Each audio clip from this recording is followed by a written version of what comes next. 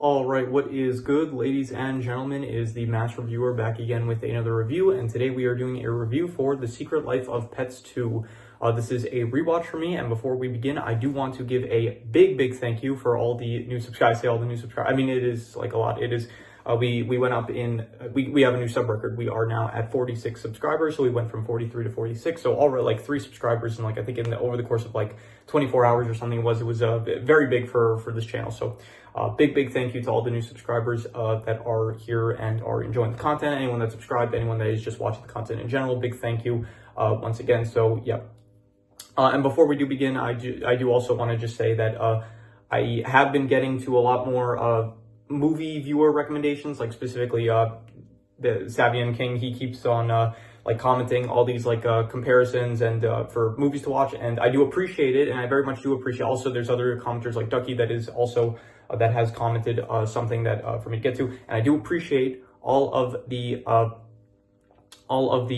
recommendations and all the requests for stuff to watch and stuff. So I appreciate it, but I just want to like get this out that I am probably in the near future going to have to like limit the time that I spend towards requests and recommendations. Like I will still be getting to them, but it's not going to be like recently I've been getting to like a lot of them, like specifically for Savian King, I have been getting to a lot of the comparison requests that he has been requesting. But I think overall I am going to probably start limiting myself, like basically saying, okay, one viewer recommend, like you can leave as many recommendations as you want, but I will only probably get to like about one a week, I would say, because I do need to give myself time to not even just like to do homework and stuff for university, but also just to like watch other stuff that I want to also get to. So I am going to probably limit the amount of time I spend, maybe not like starting this week, but I think starting next week, I might end up limiting the time that I spend on recommendation watches and stuff. So bit of a tangent, but still I do appreciate all of the recommendations. This isn't a recommendation, this is like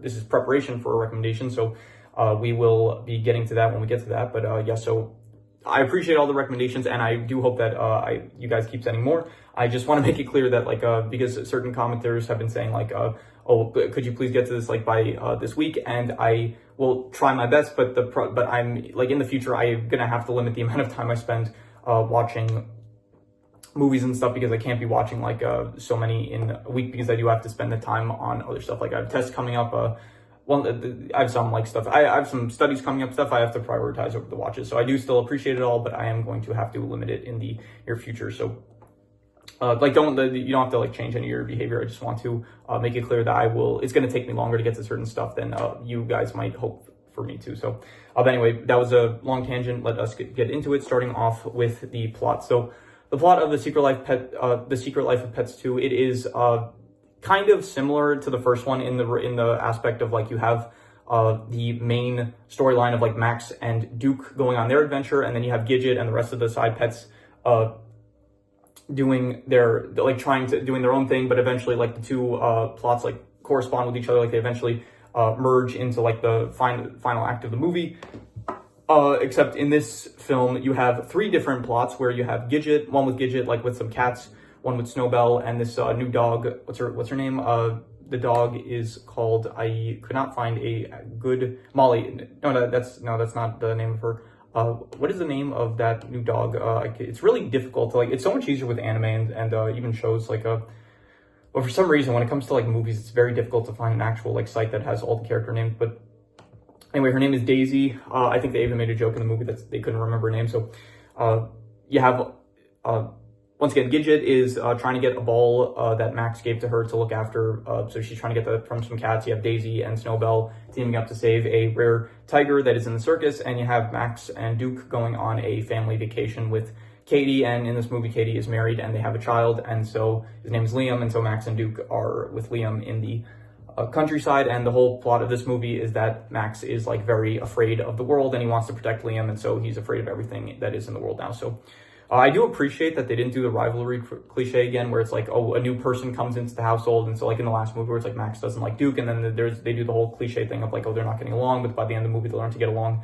I appreciate that right off the bat, like they hint that they're going to start doing that, where it's like they start talking about Max, where he's saying like how he doesn't like kids and stuff, and then the new kid comes along and then suddenly he's being really annoying and stuff. But then I do appreciate that they very quickly like switch to like, no, okay, actually Max ends up loving him because Liam loves Max. So that is nice that they didn't go with that. But anyway, so the plots, I think that it is not the best structure because they are switching between plot points pretty often in this film, where it's like you're going with the Max plot line, and then all of a sudden you'll be at the Snowbell plot line, and then the Gidget one. It's like it's just keep on cutting between, and it doesn't flow the best in my opinion. So I don't really like the way that it was structured. By the end as well, it feels like it kind of, I guess, like crescendos, not really crescendos. Like in the last film, it did feel like, okay, like the plot line with Gidget and the rest of the pets, it did end up feeling like it smoothly transitioned into the plot line with Max and Duke. It felt like they came together like pretty naturally. In this film, it kind of feels like just they're off doing their own things, but then eventually it's like when they come back from doing their own thing, it's like they see what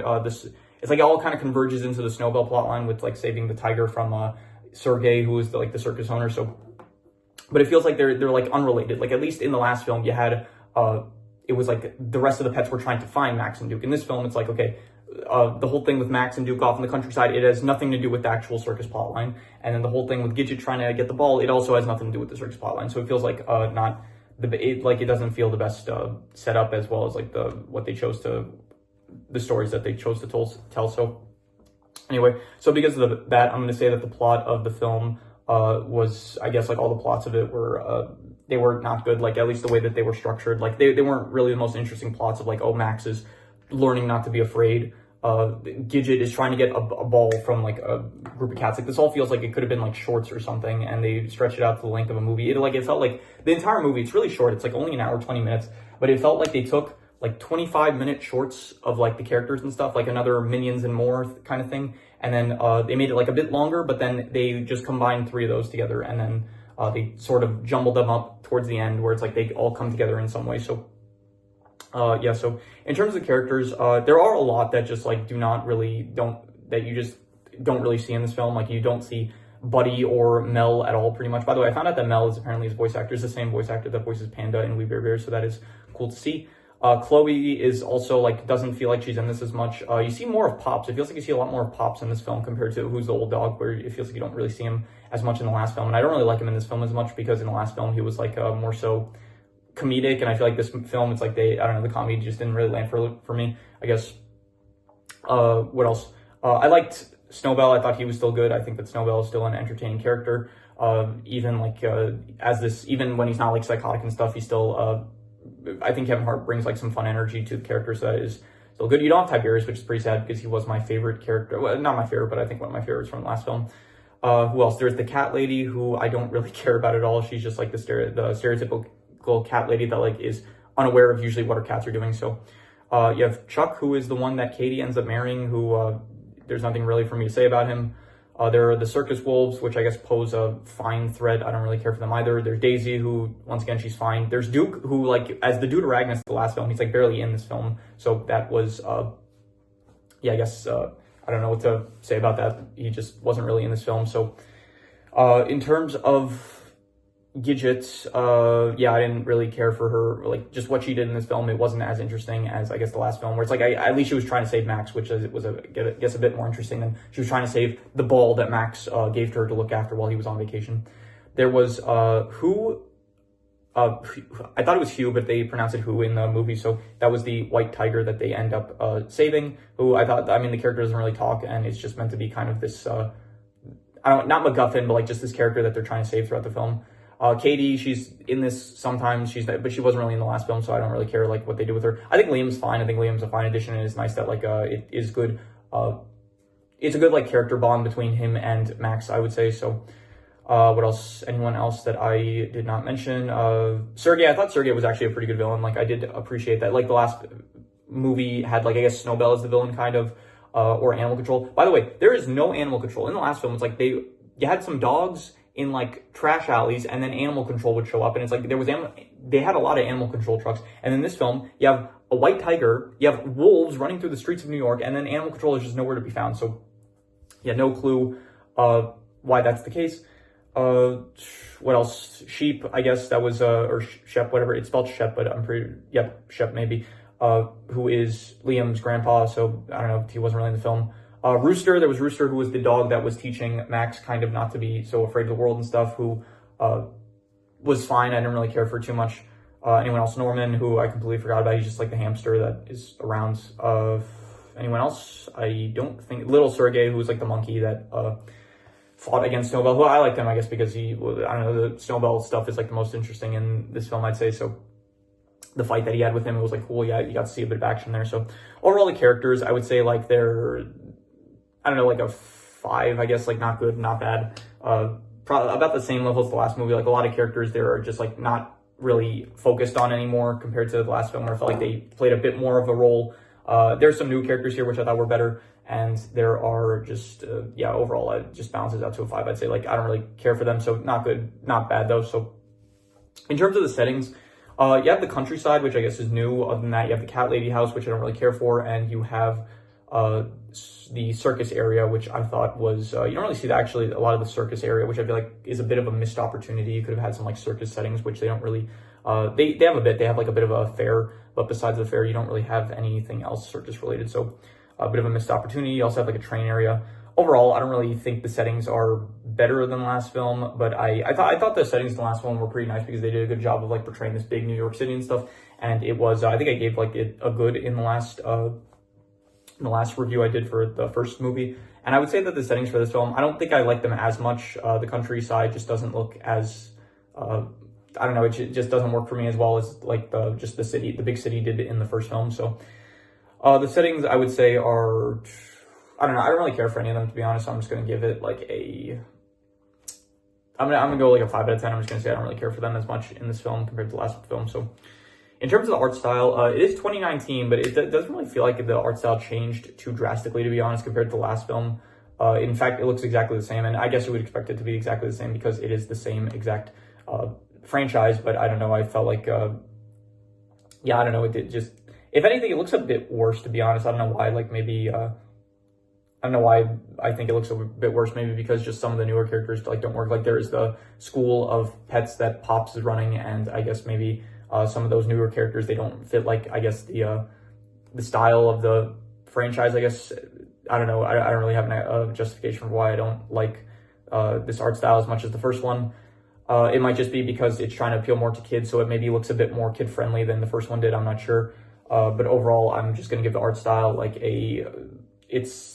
I don't know, I'll give it like a 5.5. I'll give it decent. It's still Illumination. It's never going to be like terrible, but it's never going to be that interesting either. So 5.5. In terms of the comedy, this is, I guess a comedy. Nothing made me laugh at any point. I didn't find any joke funny. In fact, I think in the last film, there was maybe like a few jokes, not a few jokes, but like some lines here and there, which I found kind of humorous and entertaining. In this film, it doesn't really feel that way. Like, I don't think there was anything that really made me laugh. Or I think maybe Snowbell still had a few like lines here and there that I found not terrible. So I don't know. I'll give the comedy like, I'm going to say not good. I'm going to be harsh with this. I did not really think that it was good.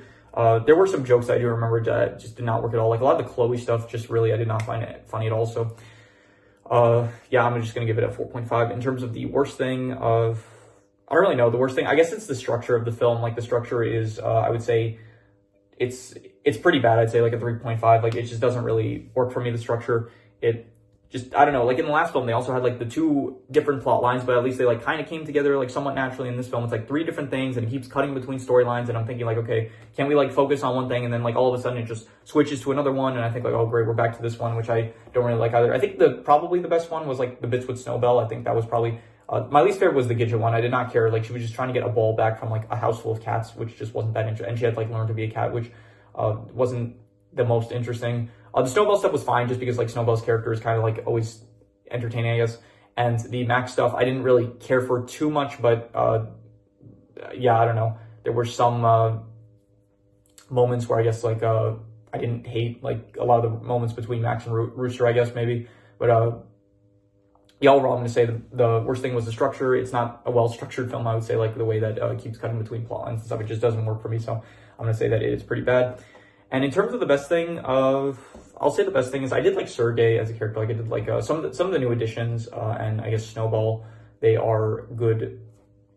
Like there are some good new characters, I would say, as well as Snowball I did appreciate. And so I'll say like a 6 out of 10 for Snowball. Is still like, his character is still like a 6 out of 10, I guess, above average. And I would say the additions of new characters like Liam, Chuck, Sergey, Jr., not all the new characters. Like, I don't really care for the cat lady as well as like the wolves and stuff, but Rooster's also fine, I'd say. He's voiced by Harrison Ford. I didn't even realize that. I did not notice that while watching it. Also, they recasted because, you know, the whole Louis C.K. controversy, so they recasted Max as Patton Oswalt. I didn't really care, to be honest. I didn't really notice too much of a difference between the voices. They do sound like somewhat similar. Like, you do notice it's a different voice actor, but it's really, it doesn't ruin anything really. So, yeah, I don't really know. I'm just looking at like the voice actors now. You had Nick Kroll. I think he voiced Sorg, I'm pretty sure, and apparently someone named Larry. I don't know who Larry was, but anyway. Yeah, so that is all the categories. So are there any extra notes I did not mention already?